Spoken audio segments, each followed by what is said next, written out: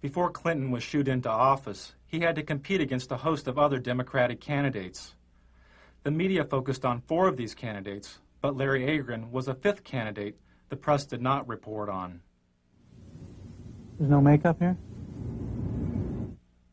During the 1992 U.S. Conference of Mayors, the New York Times reported that, quote, dozens of mayors seem to agree on one thing. The single candidate who truly understands urban needs is Larry Agron, unquote. They promised to bring this stuff over. None of the networks mentioned Agron's presence at the convention. How about if I run over to that Super Saver? One of Agron's staff had to run over to the Super Saver and buy some makeup because the network had broken its promise to provide it. This was typical of the media's treatment of Agron. When he appeared at this Democratic candidates forum, this Associated Press photo simply cropped Agron out of the frame. During the New Hampshire primary, the TV news reported the polling numbers of the top 5 Democratic candidates: Brown, Clinton, Harkin, Kerry, and Tsongas. When Agron moved into a 3-way tie with Harkin and Brown with 2% of the vote, most of the TV news didn't mention Agron. The day Bill Clinton captured what may have been the most valuable airtime of the entire election, as he spoke to 50 million viewers about his alleged affair, was the same day that a poll showed Agron's support at 4%. He had passed Brown and was the 5th leading candidate. When ABC's Sunday Evening News reported this poll, they simply deleted Agron entirely by not reporting his candidacy. During the New Hampshire primary, Agron's only live commercial TV appearance was through this satellite feed to ABC's Nightline.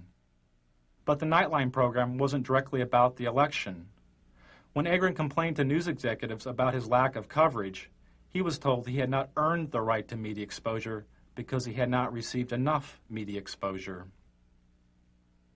And on stage, the 5 major contenders for the Democratic presidential nomination.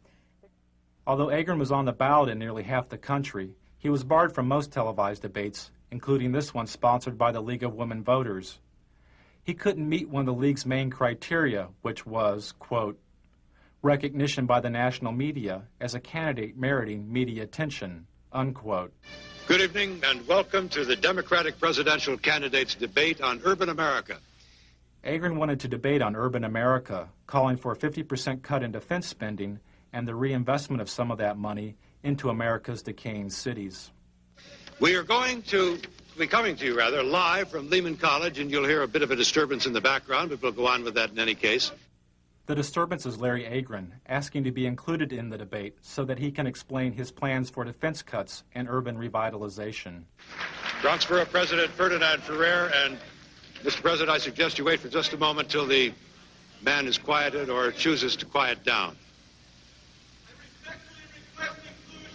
All right, Mr. Ferrer. Agron was quickly arrested. His court date fell on the first day of the Democratic National Convention.